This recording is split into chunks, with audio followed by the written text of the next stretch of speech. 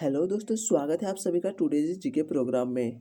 दोस्तों, इस वीडियो के माध्यम से चर्चा में रहने वाले विषय वस्तु पर हम लोग मुख्य रूप से विश्लेषण करेंगे। तो दोस्तों, आज के सेशन में चर्चा में रहने वाला सबसे प्रमुख प्रश्न कौन सा है, चलिए जानते हैं। तो भारतीय मौसम विज्ञान सोसाइटी IMS द्वारा किसके सहयोग से ट्रॉपिकल मेट्रियोलॉजी ट्रॉपमेट 2020 पर 4 दिवसीय वर्चुअल सिम्पोजियम का आयोजन किया जा रहा है? Option A NITI Aayog, B North Eastern Space Application Centre, C ISRO, D DRDO। तो इसका सही जवाब है option number B North Eastern Space Application Centre. भारतीय मौसम विज्ञान सोसाइटी IMS द्वारा North Eastern Space Application Centre के सहयोग से ट्रॉपिकल मेट्रियोलॉजी पर 4 दिवसीय वर्चुअल सिम्पोजियम का आयोजन किया जा रहा है। यह आयोजन 14 से 17 दिसंबर 2020 के दौरान NESSC शिलोंग में किया जा रहा है। इस सिम्पोजियम की theme weather and climate services over mountainous regions रखी गई है।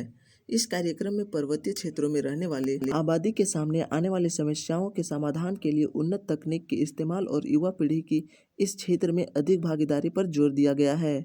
आज के इस सेशन का पहला प्रश्न है, हाल ही में किस राज्य ने अम्मा मिनी क्लिनिक लॉन्च किया है? Option A Kerala, B Karnataka, C Tamil Nadu, D Andhra Pradesh. तो इसका राइट जवाब है option number C Tamil Nadu. Tamil Nadu के मुख्यमंत्री के पलानीस्वामी ने हाल ही में तमिलनाडु में 2000 अम्मा मिनी क्लिनिक का उद्घाटन किया है। क्लिनिक का नाम तमिलनाडु के दिवंगत मुख्यमंत्री जय ललिता के प्रसिद्ध नाम अम्मा पर रखा गया है। प्रत्येक क्लिनिक के 1 लाख रुपए प्रदान किए जाने हैं। साथ ही राष्ट्रीय स्वास्थ्य मिशन के फंड का इस्तेमाल क्लिनिक्स की स्थापना में किया जाना है। इन क्लिनिक्स के लिए दवाओं की खरीद राज्य द्वारा संचालित तमिलनाडु चिकित्सा सेवा निगम से की जानी है। ये क्लिनिक्स गरीबों को प्राथमिक और स्वास्थ्य सेवा प्रदान करने के लिए ग्रामीण और शहरी दोनों क्षेत्रों में स्थापित किए जाएंगे। बढ़ते हैं दूसरे प्रश्न की ओर। संयुक्त राज्य अमेरिका ने हाल ही में काटसा अधिनियम के तहत किस देश पर प्रतिबंध लगाए हैं? Option A Japan, B Iran, C Iraq, D Turkey. तो इसका सही जवाब है ऑप्शन डी तुर्की। आपको बता दें कि संयुक्त राज्य अमेरिका ने हाल ही में काटसा अधिनियम के तहत तुर्की पर प्रतिबंध लगाए हैं। ये प्रतिबंध रूस द्वारा निर्मित S-400 एंटी मिसाइल सिस्टम खरीदने के लिए लगाए गए हैं।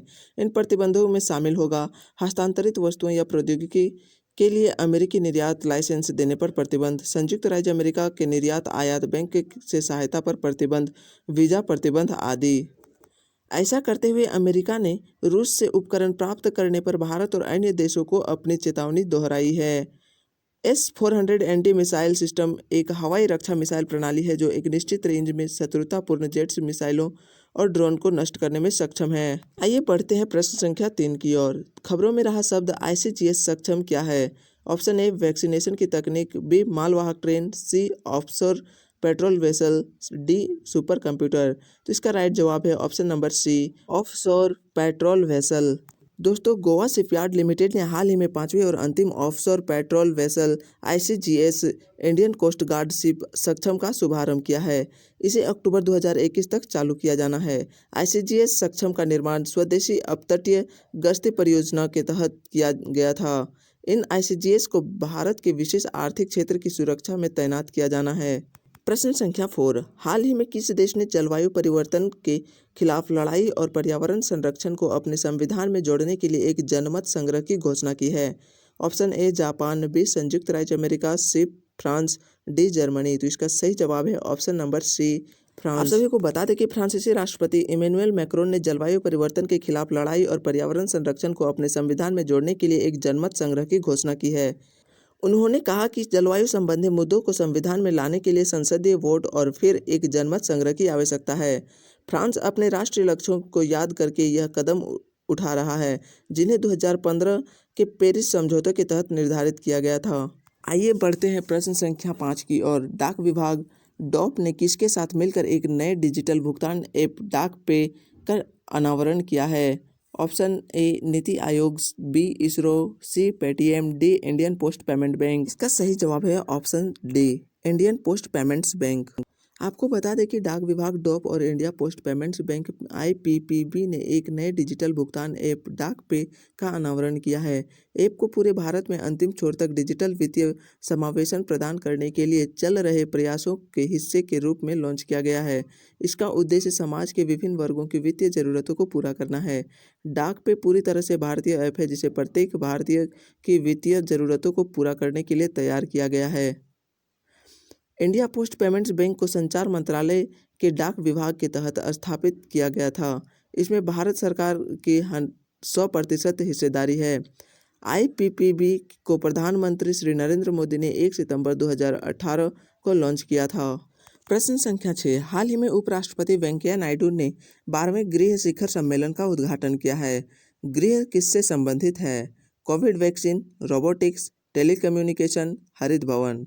तो इसका सही जवाब है ऑप्शन डी, हरित भवन। हाल ही में उपराष्ट्रपति वेंकैया नायडू ने 12वें गृह शिखर सम्मेलन का उद्घाटन किया है। गृह का पूरा नाम green rating for integrated habitat assessment है, जो हरित भवन से संबंधित है। एम वेंकैया नायडू ने वित्त आयोगों और स्थानीय निकायों से कर राहत, प्रोत्साहन सहित विभिन्न उपायों के माध्यम से हरित भवन निर्माण को प्रोत्साहित करने की अपील की है। उन्होंने हरित घर या भवन बनाने के फायदे के बारे में बताने के लिए एक जन जागरूकता अभियान शुरू करने का आह्वान किया है।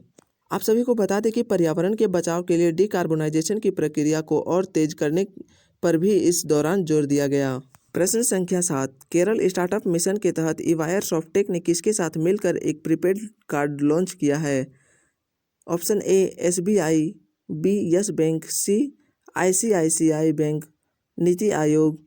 तो इसका सही जवाब है बी, यस बैंक। जी हाँ, केरल स्टार्टअप मिशन के तहत ईवायर सॉफ्टटेक ने यस बैंक के साथ मिलकर एक प्रीपेड कोड लॉन्च किया है।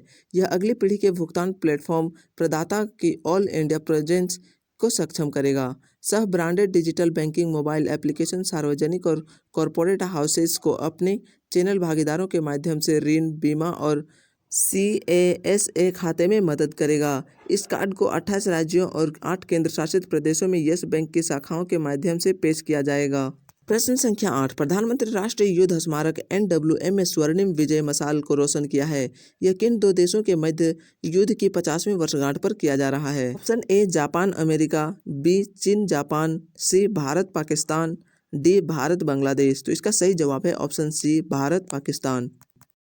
भारत पाकिस्तान के मध्य युद्ध की 50वीं वर्षगांठ के मौके पर प्रधानमंत्री ने राष्ट्रीय युद्ध स्मारक NWM में स्वर्णिम विजय मशाल को रोशन किया। प्रधानमंत्री द्वारा इस अवसर पर NWM की शाश्वत लौ से स्वर्णिम विजय मशाल को प्रकाशित किया गया। NWM के अनंत ज्वाला के 4 विजय मशालें लपटें लगाई गई। इन मशालों को देश के विभिन्न हिस्सों में ले जाया जाएगा, जिसमें 1971 युद्ध के परमवीर चक्र और महावीर चक्र पुरस्कार विजेता के गाँव भी शामिल हैं।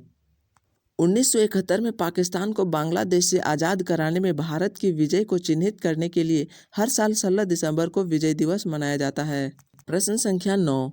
आयुष मंत्रालय ने केंद्र सरकार के सहयोग से संचालित राष्ट्रीय आयुष मिशन नाम योजना के अंतर्गत किस राज्य में 200 आयुष स्वास्थ्य एवं कल्याण केंद्रों को मंजूरी दी है? Option A Gujarat, B Uttarakhand, C Uttar Pradesh, D Bihar. तो इसका सही जवाब है ऑप्शन बी, उत्तराखंड।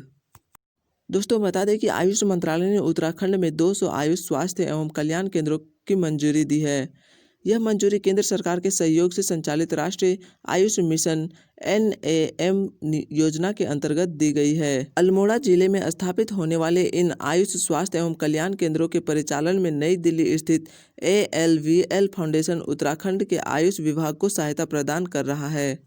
इन केंद्रों पर निर्धारित गतिविधियों को सुचारू रूप से संचालित करने के लिए योजना बनाने, कार्यान्वयन और संस्था को सभी जरूरी मदद मुहैया कराने की पूरी जिम्मेदारी उत्तराखंड की राज्य सरकार की होगी।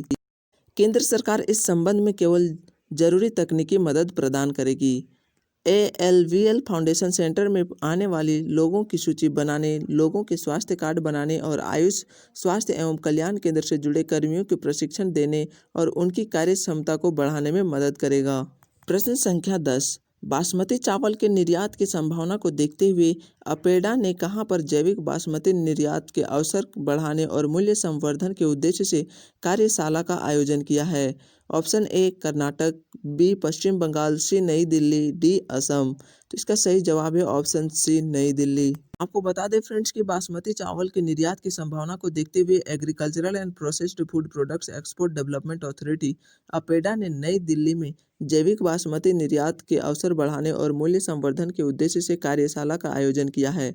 इसका उद्देश्य यह सुनिश्चित करना है कि बासमती नाम से जुड़ी प्रतिष्ठा घरेलू बाजार के साथ साथ वैश्विक स्तर पर खुदरा स्तर तक आपूर्ति श्रृंखला में बनी रहे। अपेडा चाहता है कि पोषण और स्वास्थ्य लाभ प्रदान करने के लिए चावल से इनोवेटिव प्रोडक्ट का विकास किया जाए। बासमती चावल देश से निर्यात होने वाले प्रमुख कृषि उत्पादों में से एक है। भारत मुख्यतः सऊदी अरब, संयुक्त अरब अमीरात, ईरान, यूरोपीय संघ और संयुक्त राज्य अमेरिका को बासमती चावल का निर्यात करता है। दोस्तों, बारी है इस सेशन की अंतिम प्रश्न की। इस प्रश्न का जवाब कमेंट बॉक्स में जरूर दीजिएगा।